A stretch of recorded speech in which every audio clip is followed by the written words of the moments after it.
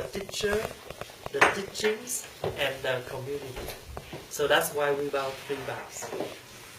Okay, we bow 3 vows because we bow the Buddha, we bow the Dharma, we bow the Sangha. Why we need to do this ceremony? Because when you make the vow, that means you make the commitment. And when you make the commitment will become the energy to help you to practice. Because if we don't make the commitment, there's nothing we will do.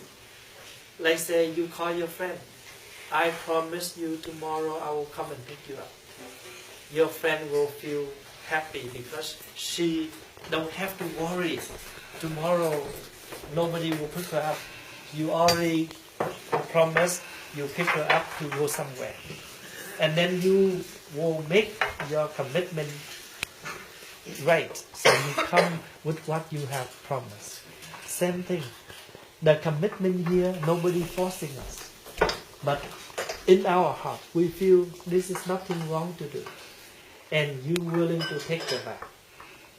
Second thing, when a couple, they love each other, why they need the wedding ceremony?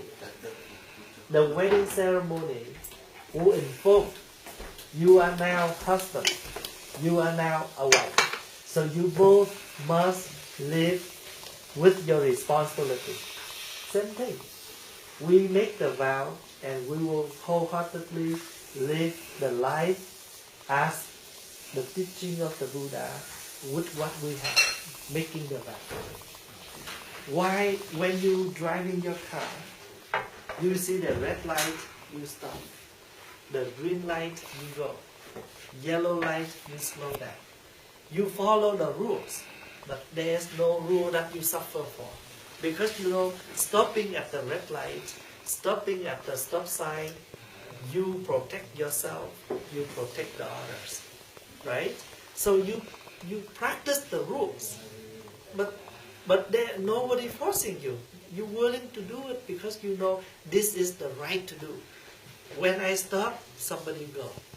When they stop, I go. So if we follow the rules, we make the society become positive. Same thing. We make the commitment. I vow to live according to the teachings of the Buddha by cultivate my loving kindness, cultivate my understanding. So once this life have enough understanding and love, isn't that we offer the positive energy to the society. So nobody forcing us to do anything that we don't want. Anything we want to do just because we understand why we need to do it. It's like your mom. When she back home, she realized you're hungry. She willing to go to the kitchen, she cook for you. She cook with all her love. She have no complaint, nothing. Because she know that you hungry, she is your mom, you is her daughter, she willing to do. Same thing. When our children have problems, we no blaming at all because they are our children. We have the responsibility to take good care for them while they are not in the well condition. Like I make the commitment, I come to Europe for a month to travel around to give talks. Some place they only tell me I only need 1 talk, but when I come there, they make me 4 talks. And if I say, no, I don't want to do that. You only tell me to give 1 talk, and now you ask me to give 4, then I will refuse. I never refuse. If I still have the energy to do it, they're willing to listen, I'm willing to share. So I do it, but I don't suffer at all because I do it with my heart. So love is not only in words. Love needs to turn into action. You just show the way you live. You already show your love. Protect yourself as much as you can, very carefully on your daily consuming. Because something you take into your body, if it damages your body, and then your parents will also suffer with you. Do not say, this is my body, I want to do whatever I want. No. Your body is your family body. Because if you are not well, they are also not well. Right? So you must take good care for yourself. Because when you take good care for yourself, in the same meaning, you take good care for your parents.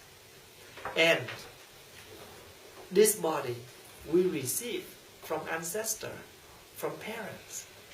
What can we do to repay them? Right? Take carefully things into your body. Some of the food that totally give you sickness. So that's why be very mindful on what we take into the body. Be very mindful on what you take into your body. Let's say if some of the TV programs you watch, you never learn anything from that program. It's only give you more passion, more anger, more desires. Then why we need to watch them? Some of the websites totally not healthy at all. Then we should careful not to visit those websites, those TV programs. Sometimes we read a lot of scary novels, and that will increase the scary in us. So we should take something, read some book that only, give us more energy, more happy, more strong. Not to reduce the percentage of stronger than us, and we do more scary, more passion, more anger. So Buddhism today, even you take the ceremony because the parents invite you to do those, but they are not bringing you to a religion. Okay? They just want to offer you, to introduce you the way to practice. When you come yourself to a religion, you only worship, but you don't practice. Buddhism do not need worship. Okay? Buddhism needs people to practice. If we do not practice, nothing will help. And what do I mean by the word practice? Change ourselves, transform ourselves, correct ourselves, fix ourselves. We call practice. Let's say you do this like this. Not right. It may fail, it may break. Now you fix it. Make sure it stays stable. Or you want to do it, you fix it like this. This is called practice. Right? Practice means when you correct, make things, adjust things into the particular form. Sometimes you hear the word by tu. People used to say, oh, go to temple, tu, you tu. What tu mean? Tu mean fix. If you have realized you have done something wrong, now you're willing to fix. But you tu. If something you did not make it, straight enough, you just adjust it, make sure it's correct, it's called tu. So we all have different kind of problems in us. If you love your loved one, make sure you change yourself to make she happy with you, to make he happy with you. If you say, I don't care, this is who am I, whether you take me or not, everybody can say that. But if we just live it like that, and what is called a family, what is called the society, what is called fixing and practicing. So tu doesn't mean you shave your head. You put your robe on. Of course, we need this. If you're willing to become a monastic. But the true meaning of the word practice in Buddhism is you change yourself. You fix yourself. You correct yourself. And make sure you do in such a way that your loved one is comfortable when they be with you. So if you love your loved one, change yourself. To make she happy with you, she make he happy with you. So life needs practice more than, religions. Religions, when you come to religions, you only worshiping, you only asking for blessing, you only asking for support, for blessing. But there's nothing that you're willing to do. But Buddhism is not like that. Buddhism is the way of life. Because write the Buddha. The word Buddha means the one who awake, the one who always live with his awareness. So we all have the capacity to live like the Buddha. Okay? So the Buddha is not God. Buddha is not a saint.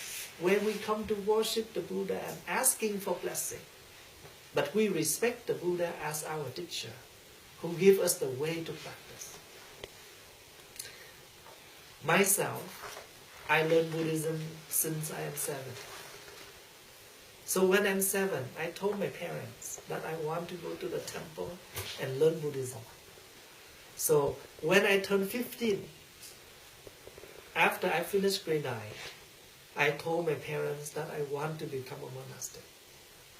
And since I ordained as a monastic, I never stopped working for the community, up to now. Since I'm 15, I'm 44 now. I never have a single day that I completely relax and have nothing to do. I work for the community. I do counseling for a lot of families. I help families when they have funerals. I help young couples when they have something problem, they always come to me. And I'm willing to come to them because this is what life needs. We don't need religion that much. We need people who are willing to devote their time, their effort for the society. And this is what Buddhism is for. The Buddha is a prince. Why he refused everything to become a monastic? Is that he want to become a god? No. He want to become a famous person? No. He just want to become the one who able to help others with all his heart. So after 6 years research for the path, and one day he enlightened, and we call him Buddha. What is his enlightenment here? He understands all the facts of life. For example, impermanent. Life is impermanent. Nothing can stay forever. So you are 10 years old, now you're 17 years old. So impermanent means things change. Not only once a year, but it changes every second. And because we understand that, that's why we appreciate whatever time we have together. So I only here for one night. So even, the rest of last night, I don't have much rest.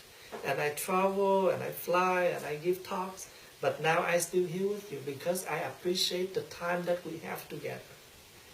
Tomorrow when I left, I don't know when I have a chance to come back. So, because it's impermanent, that's why we always appreciate whoever we have a chance to meet. We appreciate every single present moment we have. That's why on the altar of the Buddha, we decorate a flower. The flower symbolizes for impermanent. It's beautiful today, it will die tomorrow. So because it will die tomorrow, so that's why the flower will play their role exactly as they are flower. So we also play our role. I play my role as a monastic. We all have a role to play here. Let's wholeheartedly do your job. Why we need to put the fruit on the altar? Because before it's become the fruit, it's what the seed, right? So you want something to happen as a fruit, you must plant your seed. Okay? You want to have a good fruit, plant good seed. There is no way that you plant an orange, but you have an apple as a result. So you plant orange, you receive orange. You do good things, you receive good things. You go to the supermarket, you select the good fruits to buy. Then make sure you select good things to do. So we place the fruits on the altar, remind us about the law of cause and effect. The flower is the law of impermanence. The water that we put on the altar symbolizes for concentration. People only see things clearly when they're able to calm themselves down. When you're angry, do not talk, because people never talk good when they're angry. So in Buddhist practice, you must reflect to see what happened to you, to realize who you are, in order to make sure you have changed. Because if you reflect, I know that I'm not happy now, then you will do something to calm that unhappiness, to calm your suffering. Okay? We do not refuse anything. We're willing to face, but not in a hurry, not in a rush. We know how to slow down in order to take things exactly as they are first before we hope them to change. So the reason why I explain a little bit further, because I want most of you as my young friends who did not have a chance to learn Buddhism much, to understand what is Buddhism. Buddhism is not only a philosophy. Buddhism is not only a religion. Buddhism is the way of life. So even you do not attend temples, but in your own way of life, you have made a commitment. I vow not to say anything to hurt the others. I vow not to do anything to hurt others. That is the already Buddhism. So remember, 3 things we try to avoid: body, speech, and mind.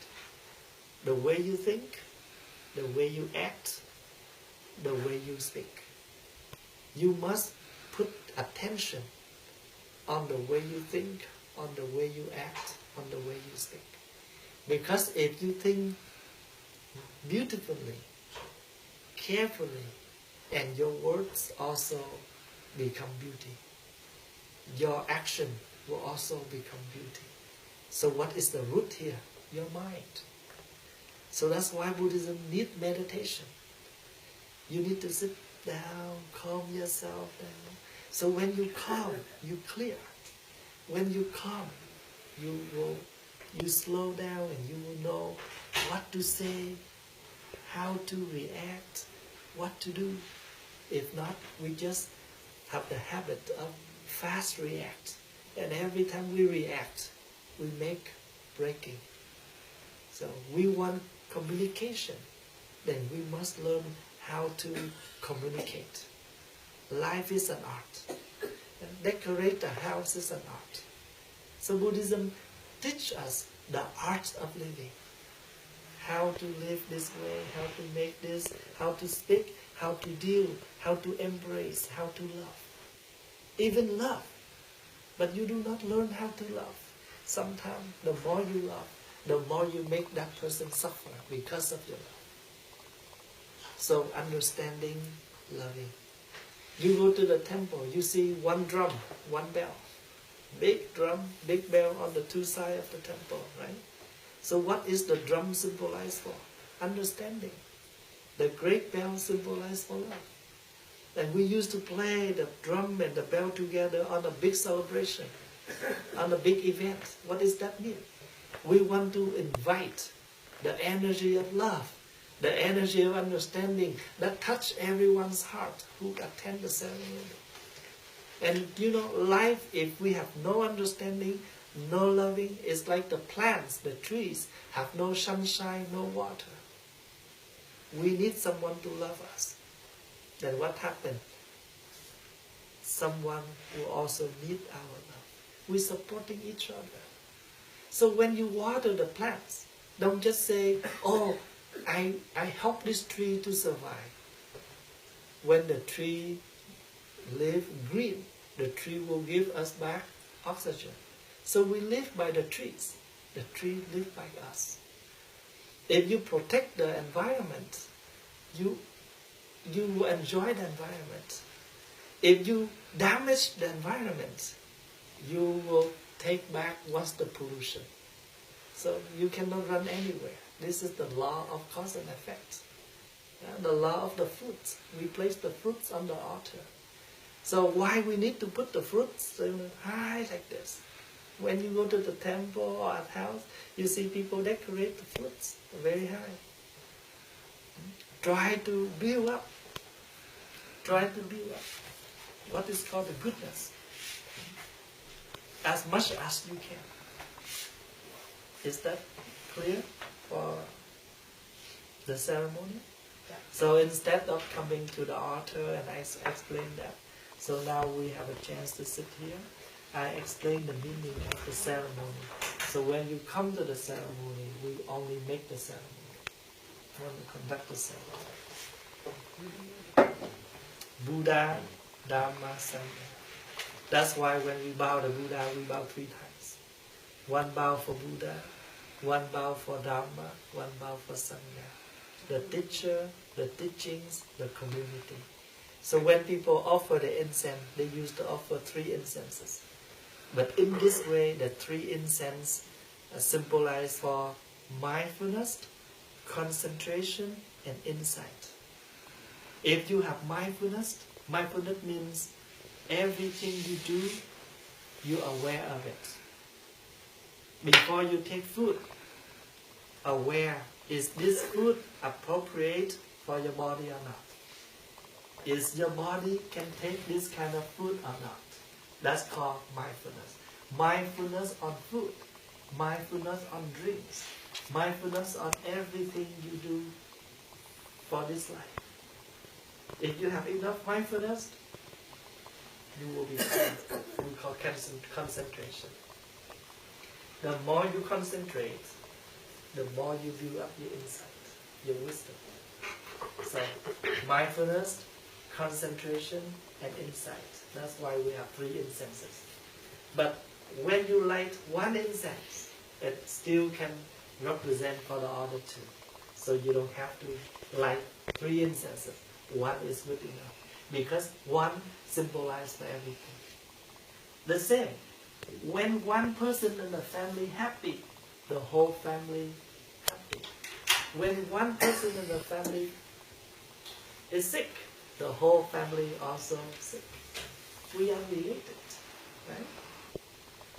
Like the attack, the terrorism, it's happened first time in the state, and the whole world affect.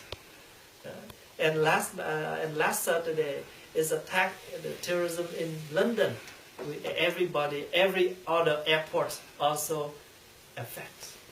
So remember, every single thing we do, it affects the whole world, the family, people around us, not only us. So Buddhism always advises us, reflecting yourself, come back to yourself, and seeing yourself is the most important job. You don't see yourself, you cannot see anyone. So when you meditate, it doesn't mean you become Buddha or whatever. Meditate means it's the time for you to calm yourself down and to reflect carefully on your daily living. Is that clear?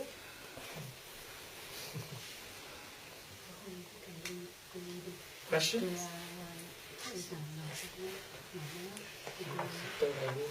Dạ.